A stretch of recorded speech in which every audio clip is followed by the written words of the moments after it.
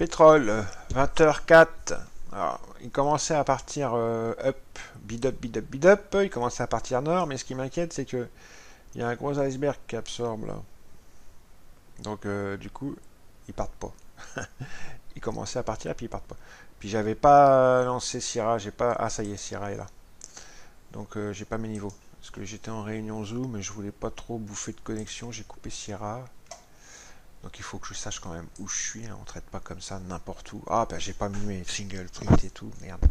Merdouille. Et puis c'est, moi je suis passé sur le contrat M là, hein. J'ai roulé donc tous les niveaux ont changé. Alors tous les niveaux que j'avais en mémoire sont plus là. Je vais mettre quand même les VP. Parce que celles-là, je peux les mettre, elles apparaissent tout de suite. Mais les single print, si je clique sur draw single print maintenant, dans un quart d'heure je les ai toujours pas. Enfin on va dire 10 minutes. Alors, c'est une session cash bien baissière, hein. Ouh là, oui. Peut-être achat de position. Hmm.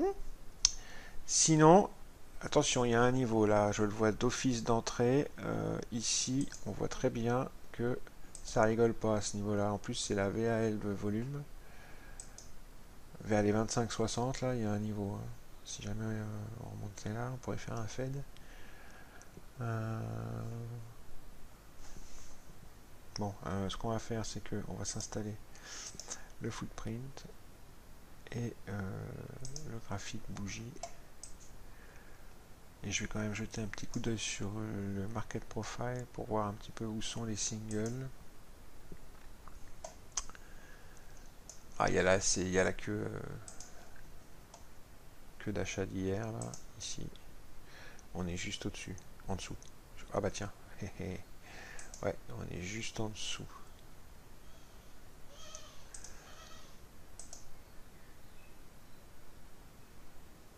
Ouais,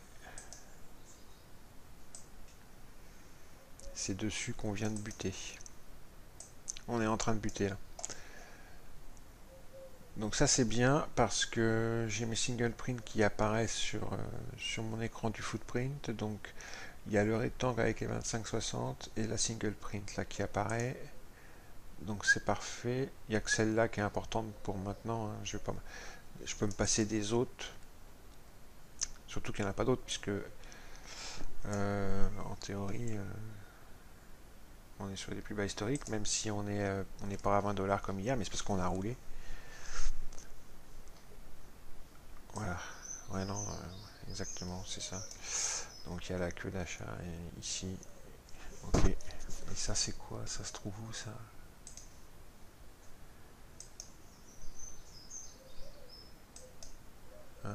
Ouais d'accord, ok.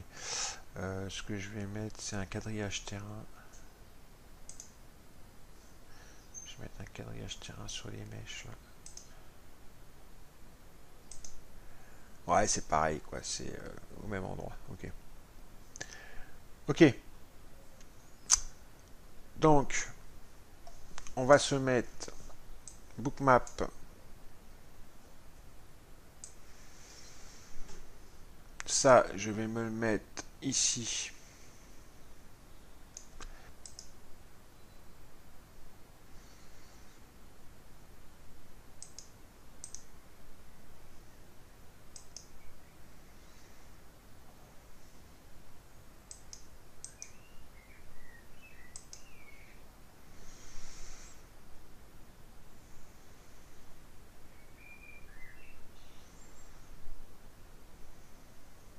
Ils m'ont l'air chaud pour monter, hein.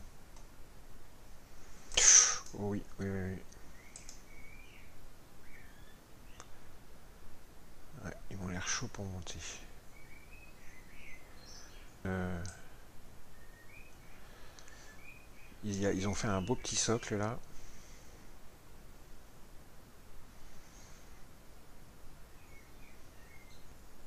Ouais, il y a une belle petite accumulation à l'achat là.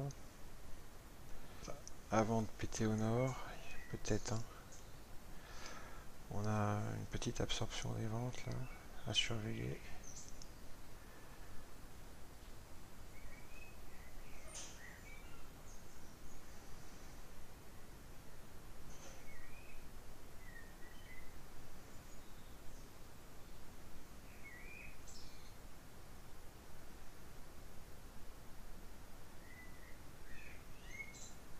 Ouais, ça part.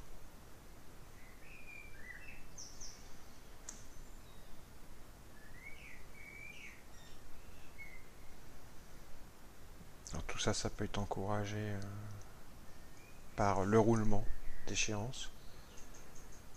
Il peut y avoir de forts volumes qui arrivent là dans la dernière demi-heure. Par le pétage de stop, parce que ça a été une journée directionnelle fortement vendeuse, donc il y a des stops de vendeurs. Et là, il y a certainement des stops qui se sont positionnés sous sous cette dernière petite balance là, au-dessus.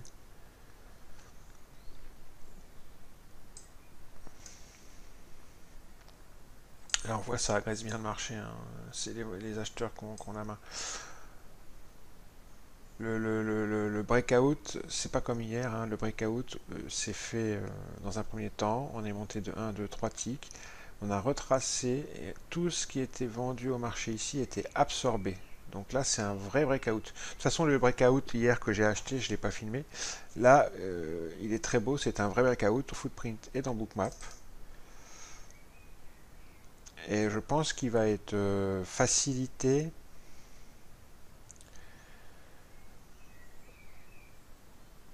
par... dans cette zone-là, je pense qu'il doit y avoir quelques stops.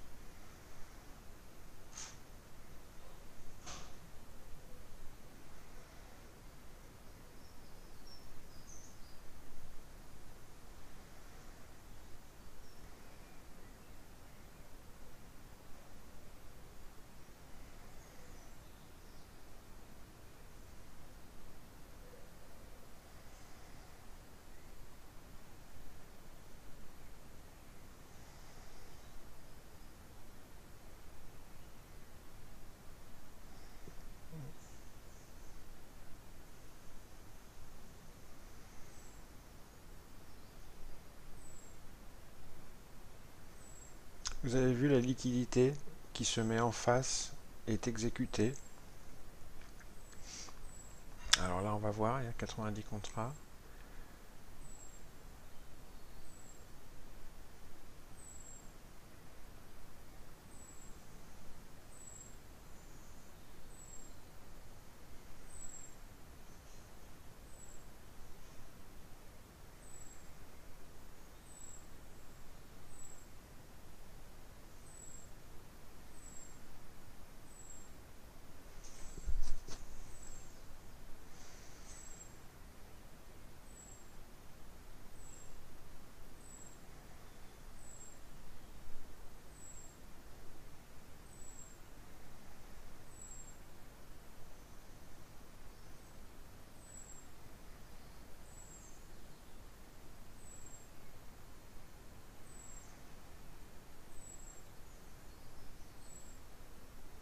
Ça, c'est une information très importante.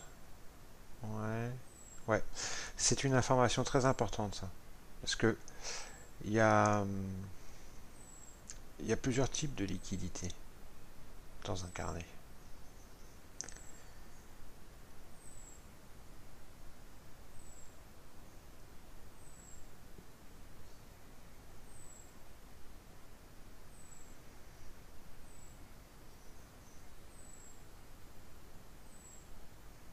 Sur 25-60 qui viennent de se mettre.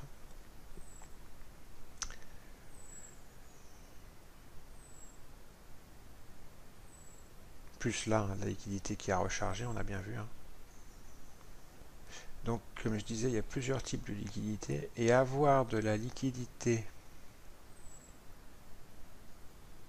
qui se place de manière intentionnelle face à un mouvement qui monte vers elle ou qui descend vers elle, hein, vice-versa, c'est une sorte de liquidité qui te renseigne, qui te donne une grosse information.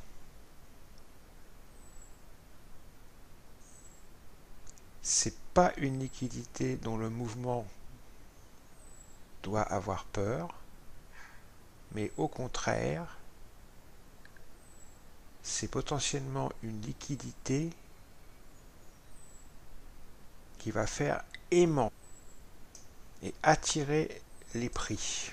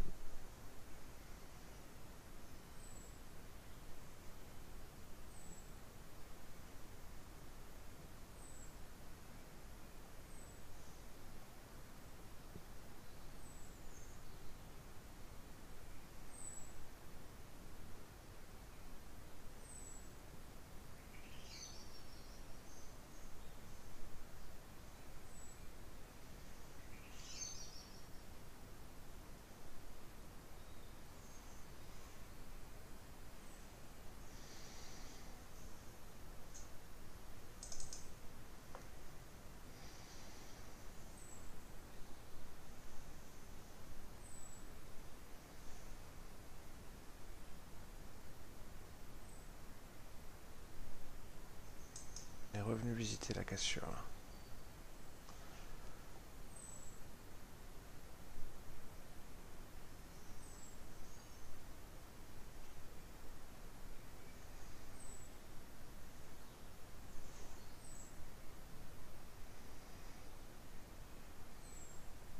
Vous voyez, il y a de la liquidité qui se met en face là, comme pour aimanter les prix, pour dire au prix venez m'exécuter, venez m'exécuter. Je suis là pour que vous m'exécutiez.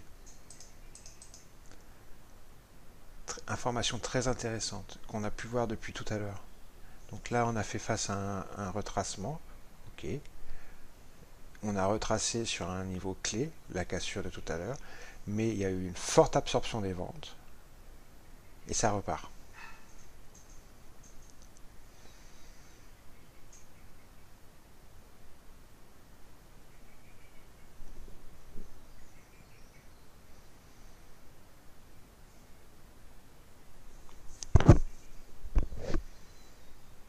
En plus, on pousse un peu, vous voyez, un petit peu de pression sous les prix et au-dessus, on met de la liquidité pour qu'elle soit exécutée. Ça, c'est un type de liquidité très intéressante parce qu'elle nous renseigne sur le fait que potentiellement, on va continuer pour justement aller exécuter de plus en plus haut cette liquidité qui se met pour être exécutée. Elle se met vraiment là, pas pour arrêter les prix, mais pour être exécutée. Ils ont plusieurs centaines de contrats à sortir.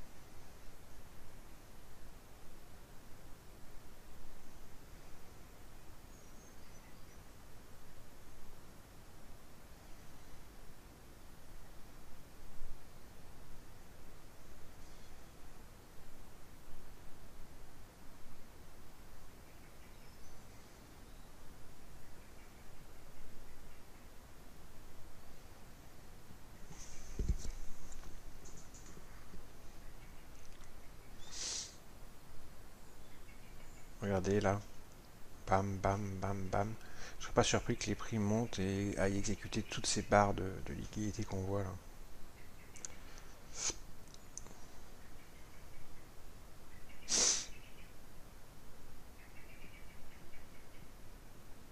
Regardez.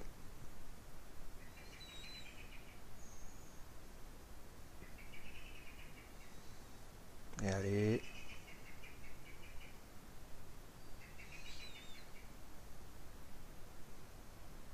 Et allez.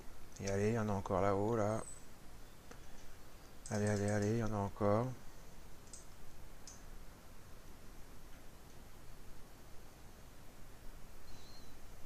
Allez, il y a encore un effort à faire, il y en a encore là-haut là. Allez, allez, allez, allez, allez, vous voyez, ils y vont, ils y vont.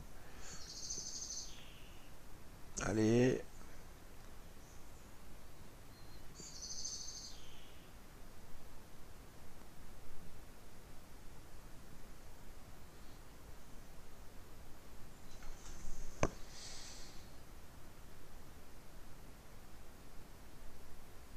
Voilà.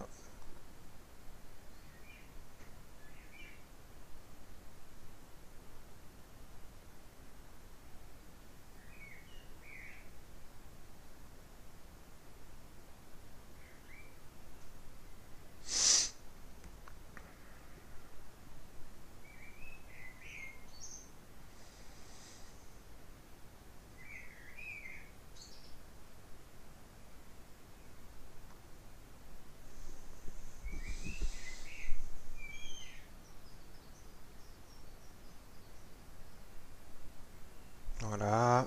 Encore la dernière là-haut.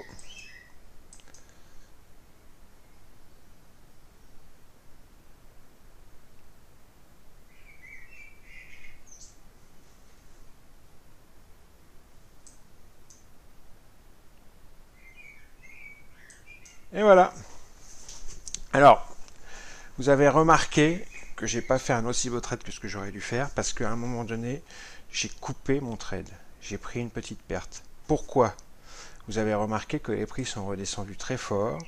Donc, je n'ai pas voulu prendre le risque d'un reverse contre moi. Et donc, je suis sorti de mon achat ici.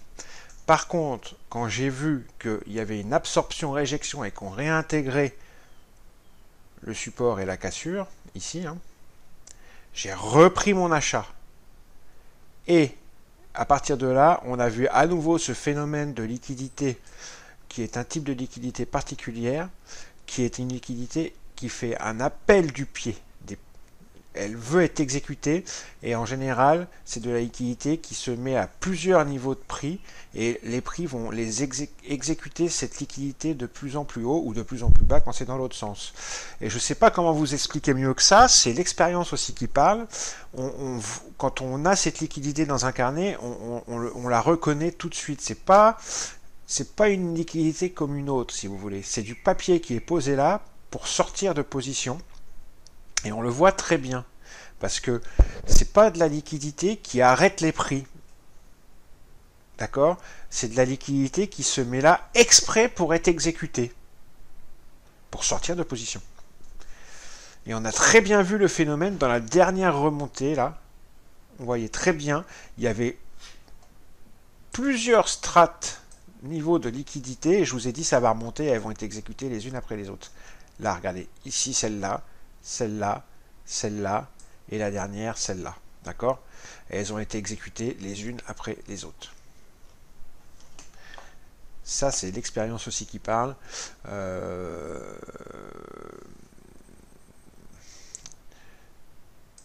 Et ça s'apprend. Allez! Et puis n'oublions pas non plus l'effet rachat de position. Hein, parce que vous voyez, ça continue. Hein. N'oublions pas non plus ça, hein, dont j'avais parlé en début de vidéo. Après une séance cash baissière comme ça, très très directionnelle, hein, on a eu une séance cash très directionnelle. Hein, regardez, la cash session elle démarre ici et on a fait que descendre. On a fait juste un petit overlap là et hop, on a fait une deuxième jambe de baisse. On a eu une descente en session cash très très impressionnante pour ce premier jour de roulement sur le pétrole. 2, exactement. L'ouverture cash est ici, et au plus bas, nous étions là, ce qui fait 140 ticks. Je dis pas de bêtises. 26, 30, 25. Ouais, c'est ça. 140 ticks de descente en ligne droite en session cash. Donc, il est évident que dans ces cas-là, il y a un petit rachat de position en fin de session. Regardez, ça continue.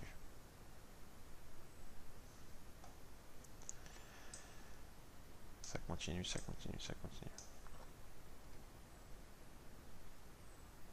Joli petit trade. Alors, vous avez vu, je parle de ça parce que c'est important.